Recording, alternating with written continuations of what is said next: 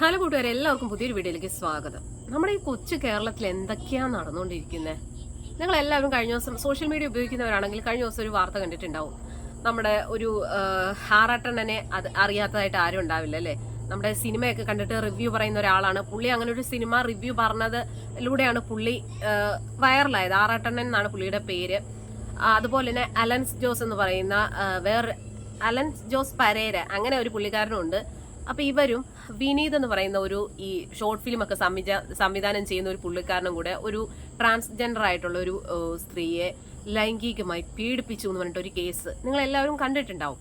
അപ്പൊ സത്യം പറഞ്ഞാൽ ആദ്യമൊക്കെ നമ്മളത് ആ ഒരു വാർത്ത കേട്ടപ്പോൾ നമുക്ക് തോന്നി, അയ്യോ ആറാട്ടണ്ണൻ അങ്ങനെയൊക്കെ ചെയ്യൂ, പുള്ളിക്കാരൻ ഒരു പെൺകുട്ടി, അത് ഒരു ട്രാൻസ് വുമൺ ആണ്, അവരെയൊക്കെ പീഡിപ്പിക്കാനുള്ള ഒരു പുള്ളിക്കുണ്ടോ, അങ്ങനെയൊക്കെ എല്ലാവരും ചിന്തിച്ചിട്ടുണ്ടാവും.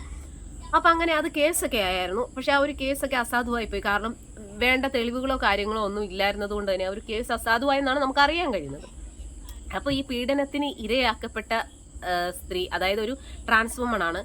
അവര് കഴിഞ്ഞ ദിവസം ഫിലിം കോർട്ട് എന്ന് പറയുന്ന ഒരു യൂട്യൂബ് ചാനലിൽ അവരുടെ ഒരു ഇന്റർവ്യൂ ഉണ്ടായിരുന്നു. അപ്പോൾ സത്യം പറഞ്ഞാൽ ആ ഒരു ഇന്റർവ്യൂ കണ്ടപ്പോൾ എനിക്ക് തോന്നി, നമ്മുടെ കേരളത്തിലെ ആണുങ്ങളൊക്കെ ഇത്രയും ലൈംഗിക ദാരിദ്ര്യം പിടിച്ച ആൾക്കാരാണോ എന്ന് തോന്നിപ്പോയി. ഒരിക്കലും ആ ഒരു കമ്മ്യൂണിറ്റി, അതായത് ട്രാൻസ്ജെൻഡേഴ്സിന്റെ കമ്മ്യൂണിറ്റിയെയോ അവരുടെ ഒന്നിനെയും നമ്മൾ ഒരിക്കലും അപമാനിക്കുക ഒന്നും ചെയ്യുകയല്ല. ഈ ഒരു സ്ത്രീ, അതായത് ഈ ട്രാൻസ് വുമൺ എന്ന് പറയുന്നത്, ഇവർ പറയുന്നത് കേട്ടിട്ട് നമുക്ക് വിശ്വസിക്കാൻ കുറച്ച് ബുദ്ധിമുട്ടുണ്ട്. അപ്പോൾ എന്തായാലും ഇവർ പറയുന്ന കുറച്ച് കാര്യങ്ങൾ നമുക്കൊന്ന് കേട്ട് നോക്കാം. അതായത് ഫിലിം കോർട്ട് എന്ന് പറയുന്ന യൂട്യൂബ് ചാനലിലാണ് ഇവരുടെ ഇന്റർവ്യൂ. 5 ദിവസം മുന്നേ വന്നതാണ്. അപ്പോൾ അതിന്റെ കുറച്ച് കാര്യങ്ങൾ ഇവർ പറയുന്നത് നമുക്കൊന്ന് കേട്ട് നോക്കാവേ. എന്റെ ശരീരം മാത്രം വേദനയുണ്ട്. എന്റെ ബ്രസ്റ്റിന്റെ ഭാഗം വരെ അവൻ കടിച്ചു പറിച്ചു. എന്നെ അറിയുന്നവർക്കറിയാം ഞാൻ പുറത്തോട്ട് ഒരു അനാവശ്യത്തിന് വലിയ ഒരു സെക്സ് വർക്കിന് ഞാൻ പോകാത്ത ഒരാളാണ്. കാര്യം അങ്ങനെ തോന്നുന്നുണ്ടെങ്കിൽ എനിക്കിങ്ങനെ പോയി നിന്നാൽ പോലെ. ബാക്കിലേക്ക് 2 കൈ ഇങ്ങനെ കെട്ടിയിട്ട് കഴിഞ്ഞാൽ എന്തായിരിക്കും അവസ്ഥ? ഒരു സിനിമയുടെ ഭാഗത്തിന് വേണ്ടിയിട്ടാണ് നേക്കഡായിട്ട് കിടത്തിയിട്ട് ഷോട്ട് എടുത്തിട്ട് ഇവർക്ക് ഇവരുടെ ഗ്യാങ്ങിലേക്ക് കൊടുക്കണം. ഇതെന്തെങ്കിലും വാഗ്ദാനം തന്നിട്ടാണോ? തീർച്ചയായിട്ടും. എന്ത് വാഗ്ദാനം ചെയ്തോളാം, കൂടെ പൂട്ടിക്കോളാം, നീ ഒരിക്കലും അനാഥ ആവില്ല, നിനക്ക് വേണ്ടിയിട്ട് ഞാൻ വീട്. രഞ്ജന് ഇങ്ങനെ റോളുണ്ട്, അപ്പൊ നേക്കഡായിട്ട് വേണം, അതിന് എനിക്ക് സർജറി ചെയ്ത ഭാഗം കാണാൻ പറ്റുമോ? അലൻ ജോസിന് വിനീതിന്റെ വീഡിയോ കോൾ, വാട്സപ്പ് വീഡിയോ കോളിൽ കൂടെ അലൻ ജോസ് സംസാരിച്ചു. എന്നിട്ട് അവന്റെ ഡ്രസ്സ് ഊരിയിട്ട് പല രീതിയിലും കാണിക്കുന്നു. ഇതാണ് വിനീത്, നിങ്ങൾ കണ്ടു കാണുമായിരിക്കും. ഒരാൾക്ക് വീട്ടിൽ കയറാൻ വരെയുള്ള ഫ്രീഡം കൊടുക്കുമ്പോൾ. അപ്പൊ ഇത് കണ്ടിട്ട് നിങ്ങൾക്ക് എന്ത് തോന്നുന്നു? എനിക്കിത് കണ്ടിട്ട് അത്രയ്ക്ക് അങ്ങോട്ട് വിശ്വസിക്കാൻ കുറച്ച് ബുദ്ധിമുട്ടുണ്ട്. കാരണം ഇവർ പറയുന്നുണ്ട്, വിനീത് എന്ന് പറയുന്ന ആ ഒരാളുമായിട്ട് ഇവർ അടുപ്പത്തിലൊക്കെ ആയിരുന്നു. അപ്പൊ ഇവർ ഷോർട്ട് ഫിലിമിൽ അഭിനയിപ്പിക്കാന്നൊക്കെ പറഞ്ഞിട്ട് ആണ് ഓരോ വാഗ്ദാനങ്ങളൊക്കെ കൊടുത്തതെന്നൊക്കെ പറയുന്നുണ്ട്. ഇവർ പറയുന്നത് സത്യം പറയാൻ നമുക്ക് പൂർണ്ണമായിട്ടും ഒന്നും മനസ്സിലാകുന്നില്ല എന്നുള്ളതാണ് ഏറ്റവും വലിയ സത്യം എന്ന് പറയുന്നത്. പിന്നെ ഇവർ പറയുന്നത് ഇവരെ കെട്ടിയിട്ട് പീഡിപ്പിച്ചു, ഇവരുടെ കൈ പുറകിലേക്ക് കെട്ടിവെച്ചിട്ട് ഈ പറയുന്ന ആറാട്ടണ്ണനും അതുപോലെ തന്നെ ഈ അലൻസ് ജോസ് പെരേര എന്ന് പറയുന്ന ആ ഒരു പുള്ളിക്കാരനും കൂടെ പീഡിപ്പിച്ചു എന്നാണ് പറയുന്നത്. ഇവർ പറയുന്ന വാക്കുകൾ ഇവരുടെ പറയാൻ കുറച്ച് ബുദ്ധിമുട്ടുണ്ട്. എന്നാലും ഞാൻ പറയുകയാണ്, ഇവരുടെ ബ്രസ്റ്റൊക്കെ അവന്മാർ കടിച്ച് പറിച്ചു എന്നൊക്കെയാണ് ഇവർ പറയുന്നത്.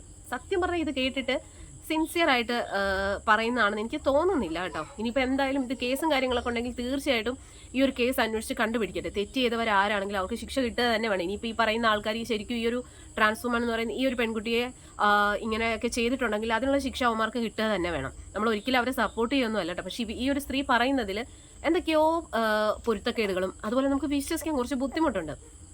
അപ്പോൾ എന്തായാലും ഇവർ ഈ ഇന്റർവ്യൂവിൽ വന്നിരുന്നിട്ട് ഇവർ പറയുന്നുണ്ട്, ഇവര് എന്താ പറയുക, ഇവരുടെ ആ ഒരു വർത്തമാനമൊക്കെ കേട്ട് കഴിയുമ്പോൾ നമുക്ക് തോന്നും ഇവരെന്തോ വലിയ സിനിമാ നടിയാണ്, അങ്ങനെ ഇവർക്ക് അവസരം കൊടുക്കാന്ന് പറഞ്ഞിട്ട് ഇവർ പല രീതിയിൽ ഈ ഒരു സ്ത്രീയെ യൂസ് ചെയ്തു എന്നാണ് പറയുന്നത്. അതായത് ഇവരുടെ നേക്കഡായിട്ടുള്ള ഫോട്ടോസൊക്കെ എടുത്തു, അതൊക്കെ ഈ ഷോർട്ട് ഫിലിമിന് വേണ്ടിയിട്ടാണ് അങ്ങനെയൊക്കെ എടുത്തു എന്നൊക്കെ പറയുന്നുണ്ട്. എനിക്ക് സത്യം പറഞ്ഞു കഴിഞ്ഞാൽ എനിക്കിത് കേട്ടിട്ട് വിശ്വസിക്കാൻ കുറച്ച് ബുദ്ധിമുട്ടുണ്ട്. അപ്പോൾ ഇപ്പോഴും ഈ പറയുന്ന ആറാട്ടണ്ണനാണെങ്കിലും അല്ലെങ്കിൽ ഈ അലൻസ് ജോസ് എന്ന് പറയുന്ന ഈ പുള്ളിക്കാരനാണെങ്കിലും അവർ പറയുന്നത് അവർക്കറിയത്തില്ല, അവർ ഈ ഒരു രീതിയിലൊന്നും ചെയ്തിട്ടില്ല എന്നാണ് അവർ പറയുന്നത്. അപ്പോൾ കേസും കാര്യങ്ങളൊക്കെ ഉണ്ടായിരുന്നു. പക്ഷെ പോലീസ് അന്വേഷിച്ചു. അപ്പോൾ തെളിവുകൾ ഇല്ലാത്തത് കൊണ്ട് കേസ് ഇപ്പോൾ തൽക്കാലം അതിൻ്റെ ഒന്നും പറഞ്ഞു കേൾക്കുന്നില്ല. അപ്പോൾ ആറാട്ടണ്ണനും പറയുന്നത് തെളിവില്ലാത്തത് കൊണ്ട് തന്നെ കേസ് അസാധുവായെന്നൊക്കെ പറയുന്നു. അതിൻ്റെ കൂടുതൽ വിവരങ്ങൾ നമുക്കറിയില്ല. അപ്പോൾ എന്തായാലും ഈ ഒരു സ്ത്രീ പറയുന്നതിലും എന്തൊക്കെയോ പൊരുത്തക്കേടുകൾ ഉള്ളതായിട്ട് എനിക്ക് തോന്നുന്നുണ്ട് കേട്ടോ.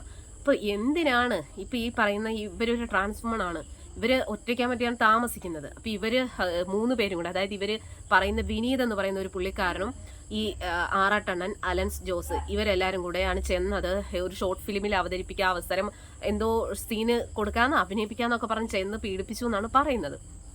അപ്പം എന്തായാലും ഇപ്പോൾ കുറേ എണ്ണങ്ങൾ ഇങ്ങനെ ഇറങ്ങിയിട്ടുണ്ട്. സത്യം പറഞ്ഞു കഴിഞ്ഞാൽ ഓരോ ഇവരൊക്കെ ഇങ്ങനെ കാണിക്കുമ്പോഴത്തേക്ക് ഇവരുടെ ആ ഒരു കമ്മ്യൂണിറ്റിയാണ് ഇത് ബാധിക്കുന്നത്.